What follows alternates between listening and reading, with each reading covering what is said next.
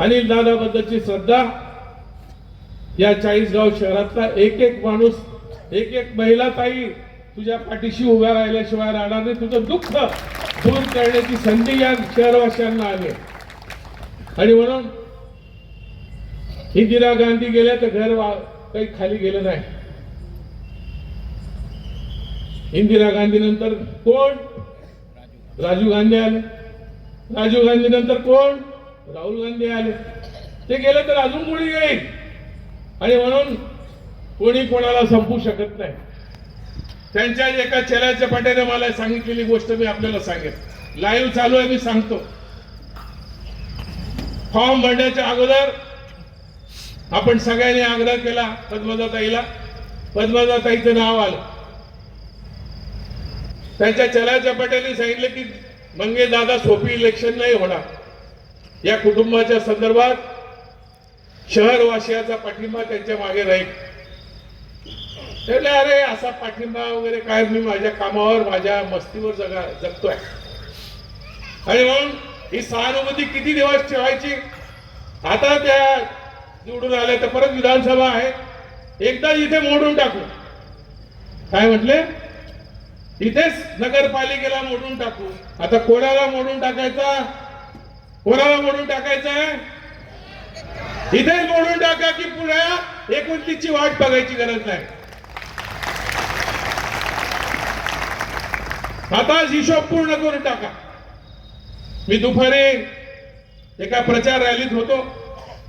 प्रमोद बापू आणि दिनेशचा फोन आला की अण्णा तुम्हाला यायचं आहे. त्याला काही लोक बोलले की अण्णा तुमची युती आहे. म्हटलं याला काही अधिकार दिले आहेत का? ज्यावेळेला राजू दादाचा कार्डियक प्रॉब्लेम आला, अटॅक आला, त्यावेळेला कोणाशी बोलावं? मी प्रमोदला फोन केला. म्हटलं जी बातमी ऐकली ती खरी आहे का? म्हणे हो अण्णा, आम्ही ॲम्ब्युलन्स मध्ये आहे, आम्ही धुळ्याला चाललेलो आहे, बरोबर मंगेश दादा पण आहे. मला थोडं आश्चर्य वाटलं, बरं वाटलं की ठीक आहे विरोधक आहे ते बरोबर जात आहेत. आनंद वाटला, मनाला एक समाधान वाटलं की मंगेश दादा जात आहेत. नंतर श्रद्धांजलीचा कार्यक्रम होता, मी त्यांच्याकडे बारकाईने ऐकत होतो. मंगेश दादा असं बोलले की माझे ते विरोधक होते पण तो खानदानी विरोधक होता. म्हटले तो खानदानीच होता, मग त्या बाईच्या विरोधात जायची, तुझ्या बायकोला उभं करायची काही गरज होती? फेसबुकवर मी पाहतोय की मंगेश चव्हाण सांगतो माझ्या कुटुंबात कोणीच राहणार नाही. मग आता कोणता मलिदा खाण्यासाठी तुझ्या बायकोला तू उभं केलाय? चा विचार तुम्ही करायचा. करणार का? अरे या राजू दादा देशमुखांच्या घरात सामान्य माणूस गेला तरी त्याच्यासाठी चहा येत होता. कशात यायचा तो? कशात यायचा? मग ती कपशी विसरणार आहात तुम्ही? सोपं आहे. आणि म्हणून हा वारसा अतुल दादाही चांगला बोलला. अतुल दादा, सर्वांचा तू भाऊच नाही, हे तुझे सगळे भाऊ आहेत, या सगळ्या बहिणी तुझ्या मागे राहतील. आणि याचा एकदा खोकला मिटूनच टाका. मी पण युतीत आहे, पण अजित दादाला सांगण्याची धमक आमच्यामध्ये आहे की एखादी माणूस चूक करत असेल तर त्याला त्याची जागा दाखवण्यासाठी आम्हाला यांच्या व्यासपीठावर यावंच लागेल. आणि आलोय. पवार आहे शेवटी, पवार धारचा आहे, धार आहे ती कमी होणार नाही. पण आनंद आहे. सुरेश स्वार पासून सगळे मला दिसत आहेत. किती चांगले उमेदवार आहे. मला कोणीतरी सांगितलं किती एकूण संख्या 38 पैकी 19 लोक, 36 पैकी 18 लोक वाळू माफिया आहेत. म्हणजे वाळू माफिया खरे का? आणि हे तर बिचारे समाजाशी जुळलेले लोक आहेत. ताई बरोबर आहे, तुला तिची बहीण व्हायचं आता. पाठीशी राहून तिचे दुःख आपल्याला मिटवायचं आहे. त्यासाठी प्रमोद बापू खूप बोलला. लोकांना सगळं माहिती आहे, कोण कुठून कसं आलं सगळ्याला माहिती आहे. हे कुठून काय होते सगळ्या दुनियेला माहिती आहे आणि उन्मेष दादाला तर जास्त माहिती अशा भारतात बोल मी पण चिमणराव पाटलाशी 35-40 वर्षापासून लढतोय पण खालच्या पद्धतीचं राजकारण आम्ही केलं नाही तत्वाने लढण्याच्या परंपरा असतात पण विरोधक संपवायचा चुकीच्या माध्यमातून केसेस निर्माण करायच्या आता सगळ्यांचाच आवाज बंद करायचा म्हणून कुठली तरी केस उन्मेषची काढली त्या पतपिढीचा मी माहिती घेतली की तिचे चेअरमन मला वाटतं हरिभाऊ बागडे आहे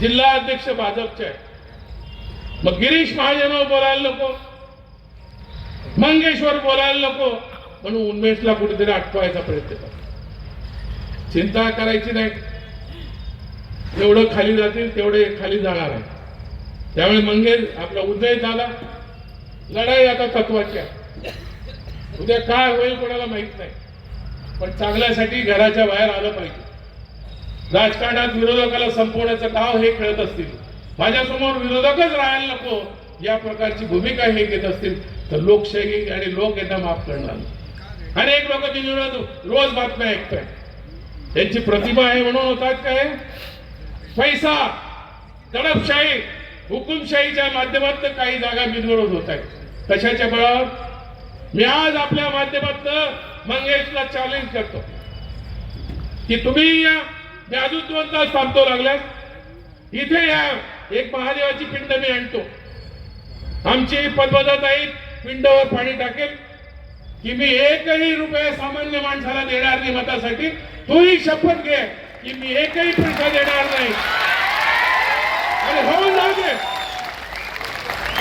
नुसता हात जोडून मत माग आणि आमची ताई मागेल बघ किती पतक होतात पैशाची घमेंड उतरवायची का नाही हरामाचा आहे देऊन टाका काही फरक पडत नाही पण मत मात्र कुठे द्याल प्रत्येक गोष्ट मी सांगतो शिक्षकाचा पगार माझ्या संकल्पनेतून ग्रामसेवकाचा पगार माझ्या संकल्पनेतून आणखी कोणकोणते पगार होत असतील माझ्या संकल्पनेतून माझ्या आई बहिणींची माफी मागून यांची नैतिकताच राहिलेली नाही एका गावामध्ये एक थोडीशी बाहेर खाली बाई होती पण एक भविष्यवाला आला एखाद दिवशी आणि त्यानं असे भविष्यवाणी केली की तुझ्या पोटी येणारा बाळ हा मोठा राजयोग घेऊन येणार आहे यांच्या कानावर ही गोष्ट केली ही सुद्धा संकल्पना माझी आहे